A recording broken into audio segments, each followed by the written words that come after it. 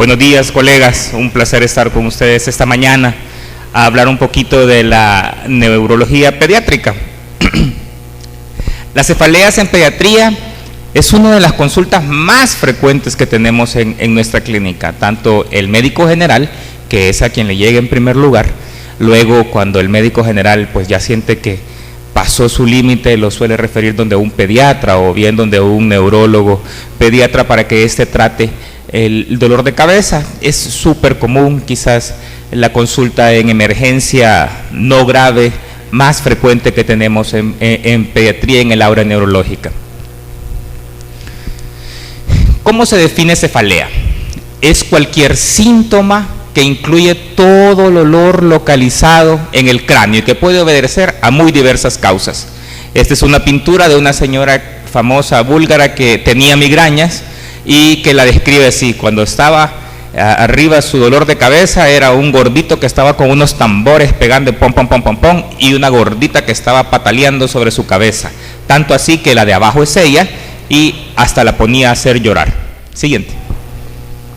¿Por qué es importante el dolor de cabeza en niños? Pues es porque afecta la vida de los niños y de los adolescentes. ¿Por qué? Primero, porque nos va a dar mucho ausentismo escolar. Hay muchos niños que tal vez se levantan muy bien, va al colegio, va a la escuela, pero a media mañana está la profesora o la directora: por favor vengan a traerlo porque ya le dimos acetaminofén y su niño no mejora y está llorando en enfermería, está vomitando en enfermería, vengan a traerlo. Entonces el niño se perdió la mitad de la jornada escolar. Al día siguiente que llegue por su segunda parte de la clase de matemáticas, se la perdió porque el niño estaba en la casa incapacitado por el dolor de cabeza. Hay una disminución de las actividades extracurriculares. Por las tardes, cuando al niño se le da un apoyo, como por ejemplo arte, música, deportes, que son tan importantes ahora que tenemos una epidemia de obesidad en niños, y el niño no lo puede hacer porque regresa del colegio, de la escuela, y en la tarde el niño está con el gran dolor de cabeza. Entonces se pierden actividades extracurriculares. Y la última, porque hay un pobre rendimiento escolar. Si empieza a faltar a clases, entonces va a perder el orden de las ideas de las materias y entonces se va a ir quedando atrás. Siguiente. ¿Cuál es la prevalencia? Como bien decía el doctor Cifontes, es algo muy frecuente. Se dice que en preescolares hasta un 37, casi 38% de los niños ya se han quejado de alguna vez de dolor de cabeza. O sea, es muy frecuente. En los escolares, que son los niños ahí después de los 6 hasta los 12 años, un 45% ya se han quejado que alguna vez en su vida han tenido un dolor de cabeza. Si ustedes tienen hijos, hermanos, sobrinos, es por demás casi que al niño alguna vez no se haya acercado y les haya dicho: me duele la cabeza, aunque no haya sido algo grave, algo significativo, ya se quejó. Y ya después de la adolescencia, hasta un 80% ya dijeron alguna vez: me duele la cabeza. Las principales dos causas en pediatría: la número 1, la migraña sin aura, casi empatada con las cefaleas tensionales crónicas, pero pueden existir las cefaleas tensionales en niños y los pobres niños se estresan. Claro, la carga escolar los estresa, los exámenes, los maestros los estresan y entonces el niño empieza a tener dolores de cabeza. Hoy que tanto está de moda el bullying, la palabra del bullying, el bullying también causa dolor de cabeza. El problema social que viven los niños en sus comunidades también causa dolor de cabeza. Y las migrañas que luego veremos. ¿Cuál es la fisiopatología del dolor de cabeza? ¿Por qué duele la cabeza? Pues bueno, duele cuando se produce una vasodilatación, duele cuando hay una inflamación. ¿Y cuando hay vasodilataciones? Hipoglicemias. Ojo, las hipoglicemias, ese niño que se va todas las mañanas sin desayunar al colegio, a la escuela y hasta las 10 de la mañana tiene el refrigerio. Este niño corre el riesgo de hipoglicemia, o sea que lo que decían las abuelitas, este niño le duele la cabeza porque no ha comido. Tiene razón la abuelita. La fiebre me produce una vasodilatación, las migrañas, su fisiopatología es una dilatación, acidosis en caso de ejercicios severos, esos niños que son atletas y que entran en acidosis láctica por el ejercicio, pueden tener dolor de cabeza. Hipoxemia, aquellos niños que tienen hipertrofia de cornetes nasales, adenoides sumamente inflamadas y que no pueden respirar bien. También hipertensión arterial existe en los niños, claro que sí, solo que las causas son un poco diferentes que en el adulto. En niños quizás a la cabeza de hipertensos son los niños con problemas renales. Entonces hay que tomar la presión de estos niños, hay que poner el manómetro para ver cómo está esa presión arterial. Inflamatorias, bueno, hay que examinar la boca, porque pueden haber grandes caries. Uno puede ver en niños unos suracos en esos dientes negros, porque son adictos a los dulces y no se cepillan los dientes, y ahí está, esa es la causa del dolor. Otitis, muy frecuentes, las otitis virales y las otitis bacterianas, sinusitis y causas más graves como la meningitis y los abscesos cerebrales. Siguiente. Y aquellas que causan un desplazamiento o tracción. Si se acuerdan, el cerebro no duele. Usted puede agarrar el cerebro y cortarlo estando despierto y no duele. Lo anterior es lo que causa dolor. Y el desplazamiento o tracción. ¿Cuándo hay desplazamiento o tracción? En la hipertensión intracraneal, cualquier cosa que me dé edema cerebral, hidrocefalia, va a causar hipertensión intracraneal. En las hidrocefalias obstructivas, en los hematomas, cualquiera que sean epidurales, subdurales o intracerebrales, o en aquellos casos que hayan hemorragias como por ejemplo aneurismas. ¿Cómo vamos a clasificar las cefaleas? Bueno, de acuerdo a cómo se comportan en el tiempo y en la severidad, las clasificamos como agudas, como aguda recurrente, ya vamos a hablar de ellas, crónicas no progresivas y crónicas progresivas. Aguda, un punto que hubo mucho dolor y se acabó la historia. Aguda recurrente, tuvo mucho dolor, este se resuelve al 100% y luego un periodo libre y estamos bien. Crónica progresiva, va doliendo, pero nunca baja. Y crónica no progresiva es aquel que se queja siempre de dolor de cabeza.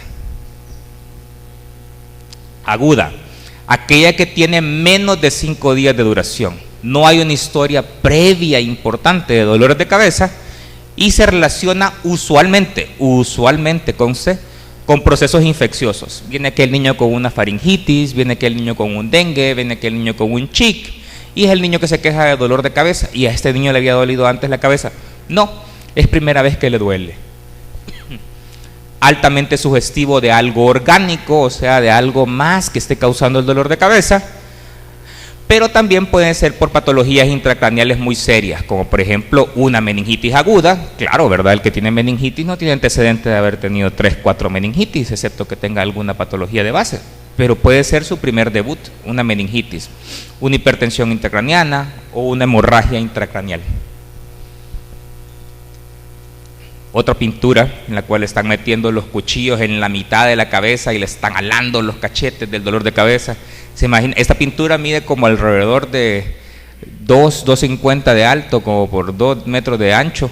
Se imaginan el dolor que ha de haber sentido el pintor para que se haya inspirado en hacer una obra tan grande solo dedicado al dolor de cabeza. Siguiente. Cefaleas agudas recurrentes. Los episodios del dolor son severos, pero se acompañan de periodos libres de dolor. No hay dolor por ratos. Las que se catalogan como primarias, las migrañas, las cefaleas tensionales, las neuralgias y muy raras, las epilepsias y las cefaleas en racimo. Las crónicas progresivas, quizás estas son las que más nos deben de preocupar y afligir. La frecuencia y severidad incrementa en el tiempo. Este nunca se va a sentir bien, este va a sentir peor, y va para arriba.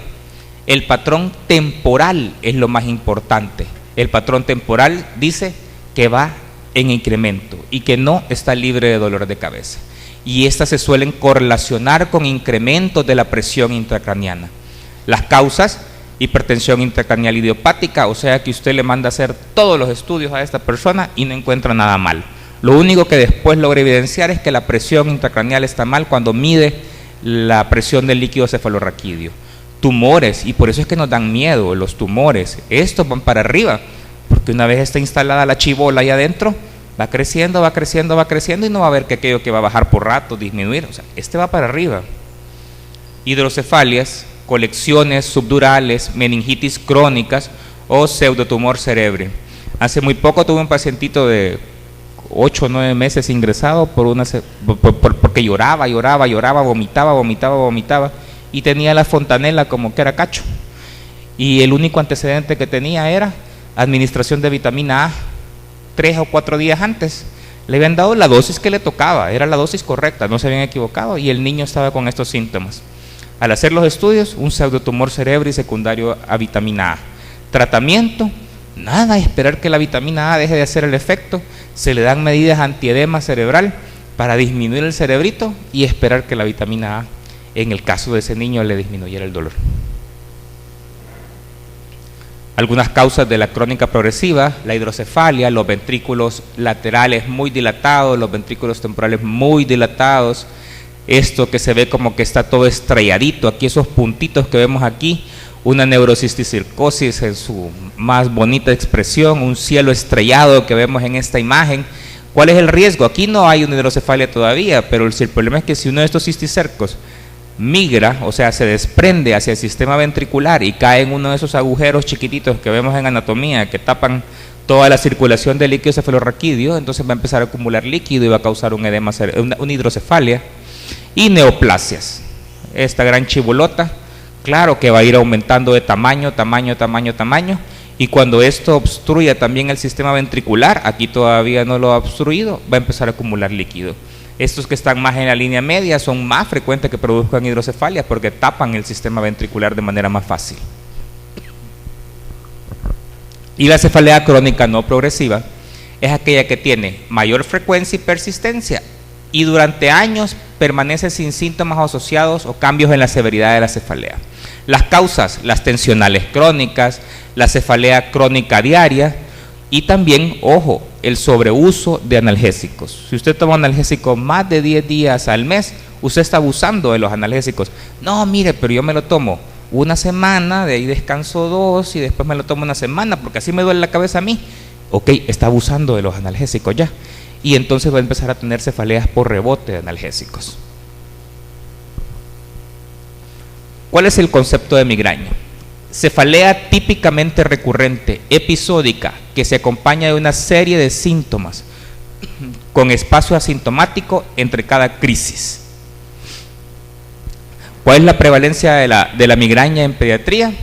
Por edades, aquí podemos ver una diferencia en cuanto a edad, en cuanto al sexo. Por ejemplo, en los niños chiquitos es más prevalente en niños, en los escolares es igual proporción niños y niñas, y en los adolescentes, tal como en adultos, ya es más frecuente en niñas o en mujeres que en hombres, y la prevalencia va creciendo también con el tiempo.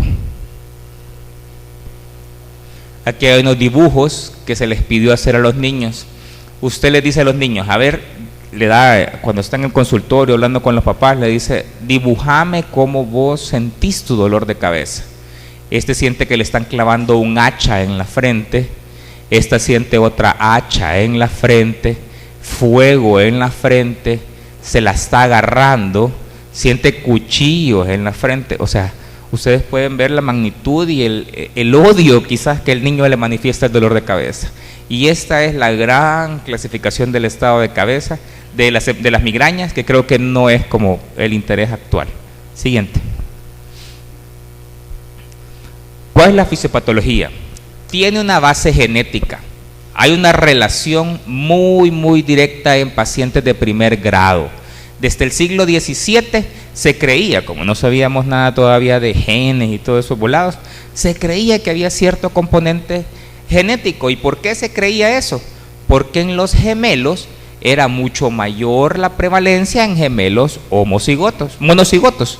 Entonces, aquellos que eran igualitos tenían una alta incidencia de dolor de cabeza, pero aquellos dos gemelos que eran diferentes, mujer o hombre, o bien eran de aquellos que físicamente su fenotipo es diferente, era tan prevalente como cualquier otro hermano, no tanto como un monocigoto. Y también porque ya está bien demostrado que las auras, o sea, el aviso previo al dolor de cabeza, se asocian con canalopatías. Las canalopatías son, digamos, defectos de canales de algunos iones, sodio, potasio, calcio, que tienen algún problema y están teniendo alguna patología, y esta patología se activa y me produce el aura. Siguiente. ¿Cuáles son los criterios en pediatría para una migraña sin aura? Debe de tener por lo menos 5 episodios que cumplan con los criterios. Si solo cumple una vez, primera vez que tiene y el niño tiene aura, tiene migraña, le dicen, no, tienen que ser 5. En menores de 15 años, los ataques pueden durar entre 2 a 48 horas. Y esas horas se cuentan aún si el niño se duerme, pero cuando se despierta, tiene el dolor de cabeza. Entonces durmió 10 horas, entonces llevaba 5 más 10, 15 horas que lleva dolor de cabeza. La cefalea ha de tener al menos 2 de las siguientes características. Usualmente suele ser unilateral, pero no es requisito que sea unilateral. En pediatría frecuentemente son holocranianas, toda la cabeza. Una calidad pulsátil, el niño lo define como un corazoncito dentro de la cabeza que le hace pum, pum, pum. Intensidad moderada o grave, tanto que altera o impide sus actividades diarias. Se agrava con las actividades físicas de rutina, subir escaleras, caminar, salir a recreo, hacer educación física. Durante el ataque debe de haber al menos uno de los siguientes síntomas: náuseas, vómitos o ambos. Debe de haber fotofobia o fonofobia. El niño dice que se tiene que poner una colcha en la cara porque la luz le molesta mucho. Se sube al carro de los papás y le dicen apaguen ese radio. Está con los hermanitos viendo televisión y le dice apaga el televisor. Se desespera por el ruido. Y la historia clínica y la exploración física y neurológica descartan otro síntoma, otra causa como dolor de cabeza. ¿Cuándo es con aura? En el aura somos un poquito menos restringidos, ponemos, y solo tienen que haber cumplido con 2 ataques. Cuando debe de cumplir con los criterios de DAB. Una o más de las siguientes auras que sea completamente reversible, o sea, que tiene el problema del aviso del dolor de cabeza, visual, sensitivo, del habla, motor, del tallo o retiniana, que pueden ser, por ejemplo, los más frecuentes en niños, fosfenos, que ve aquellas lucitas que son como los animalitos que van volando, ¿verdad? Escotomas, que son como esas manchitas negras que me impiden ver una parte. Visión en túnel, que sienten que se va reduciendo y que va disminuyendo el campo visual, y después de esa manifestación el dolor de cabeza. Parestesias faciales, siente como que se le está durmiendo la carita, como que se le está durmiendo las manos, y luego viene el dolor de cabeza. De tallo, empieza a vomitar, empieza a tener mucho vértigo, siente que todo le da vuelta, se siente mareado, no puede caminar. Del habla, empieza a tener disartria, empieza a hablar chistoso, y 10 o 5 minutos después empieza el dolor de cabeza. ¿Sí? Al menos 2 de los siguientes síntomas: síntomas visuales homónimos o síntomas sensoriales unilaterales. Un síntoma del aura dura más de 5 minutos o una serie de ellos que dure más de 5 minutos.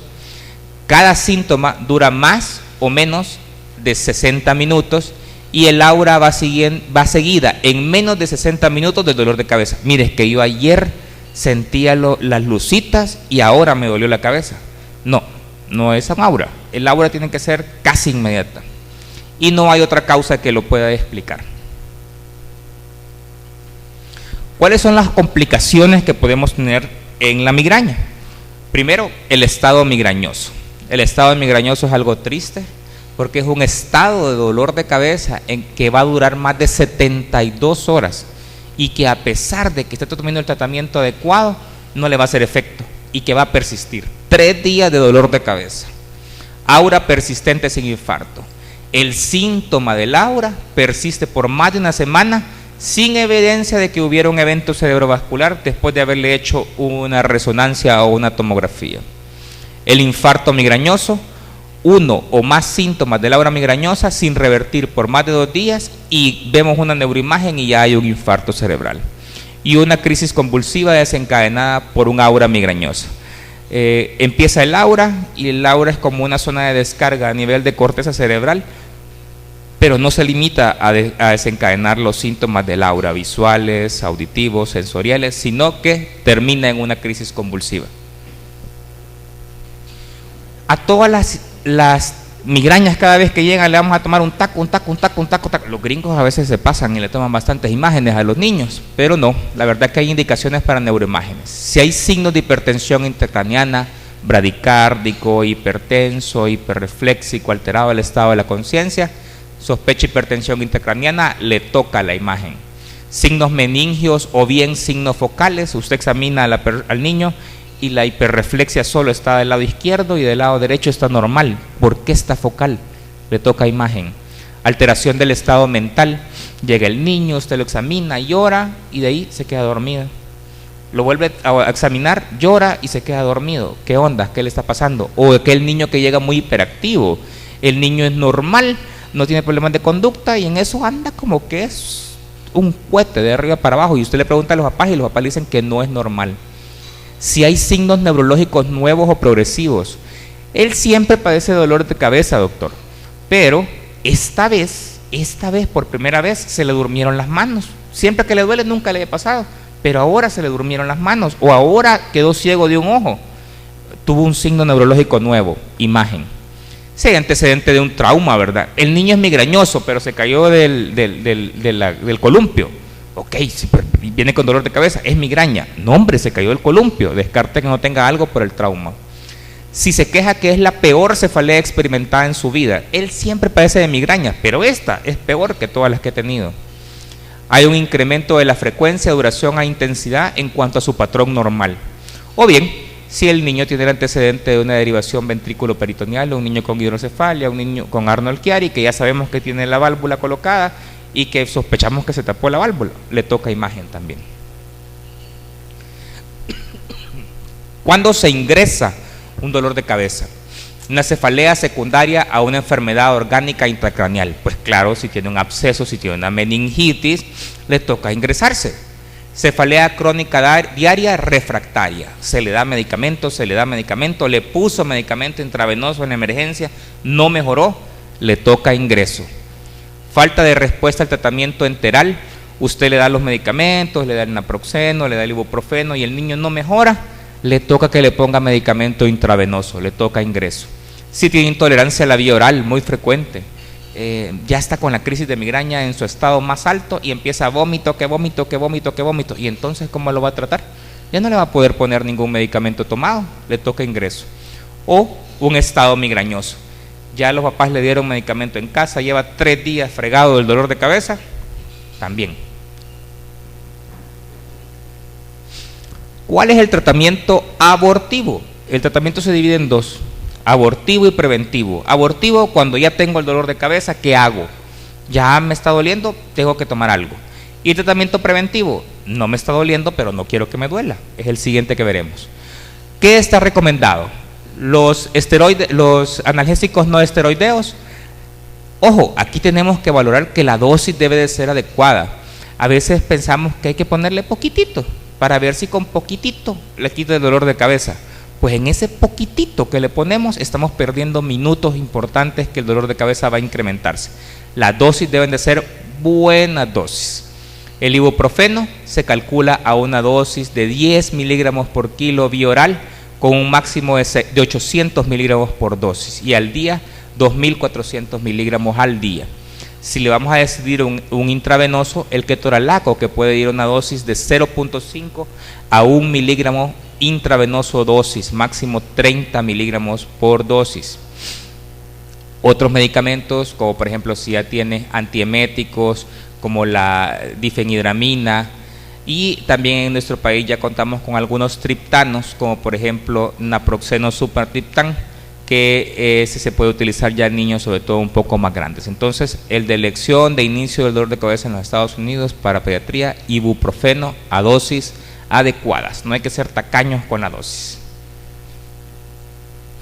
Y también hay tratamiento profiláctico o bien preventivo del dolor de cabeza. ¿Qué nos dicen estas recomendaciones?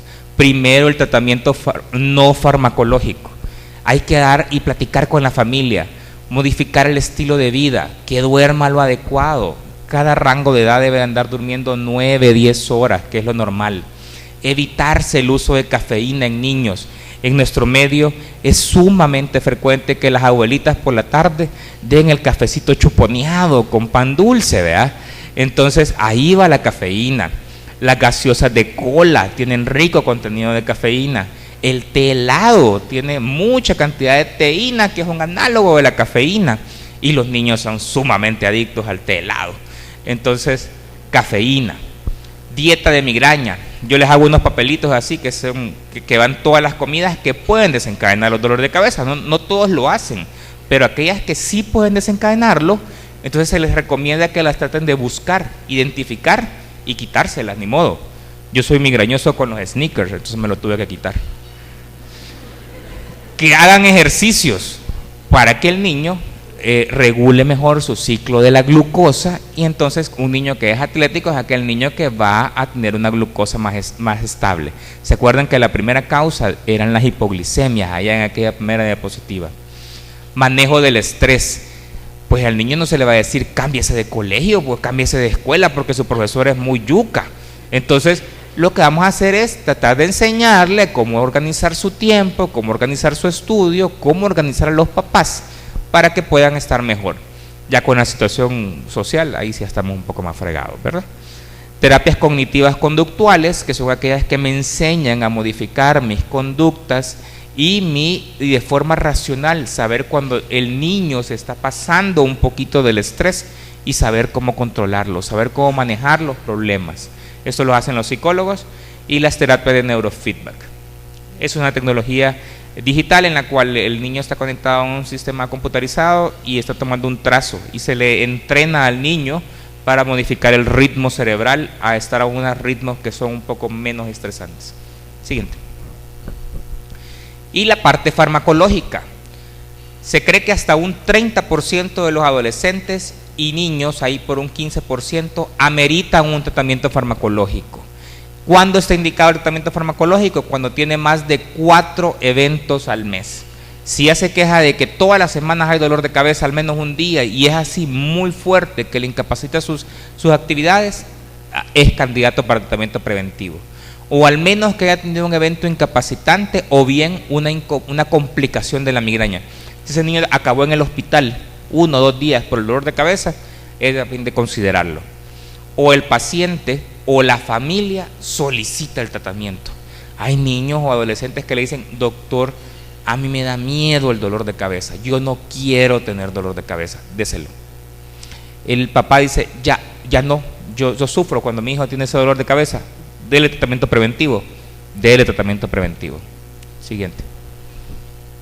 ¿Y cuáles están recomendados?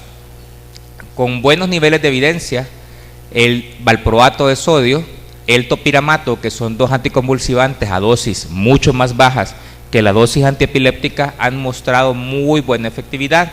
Aquí están las crucitas, muy buena efectividad, cada uno con los efectos secundarios que tienen estos medicamentos. Entonces hay que decidir de acuerdo a cada niño. También la flunaricina, hay estudios que muestran que tiene muy buena efectividad para prevenir los dolores de cabeza. La ciproheptadina, muy utilizado a veces en pediatría, también es un estimulante del apetito y un antihistamínico, buen nivel de evidencia. Y el propanolol, que ahí es medio controvertido porque hay unos estudios que dicen que es bueno, pero hay otros que dicen que no. Entonces, entre esos son los que tenemos que elegir. En el caso particular mío, ando ahí jugando con esos 2 medicamentos de acuerdo a las características propias de cada niño: peso, edad, sexo. Ahí uno va decidiendo cuál es el que más conviene tomar. Y queda la última parte, pues el tratamiento tradicional, vea, salvadoreño y en este caso egipcio, en el cual decía que cuando había dolores de cabeza se agarraba este muñequito de lodo, hecho del lodo del Nilo, y le ponían estas oraciones amarradas en la cabeza. Entonces al muñequito de lodo le ponían trigo también cultivado a la orilla del Nilo, y el sacerdote le ponía a hacer oraciones a nivel de la cabeza del paciente, y con esto curaba el dolor de cabeza. Entonces esta es como la última opción cuando no encontramos qué hacer, ¿verdad? Por favor. Muchas gracias.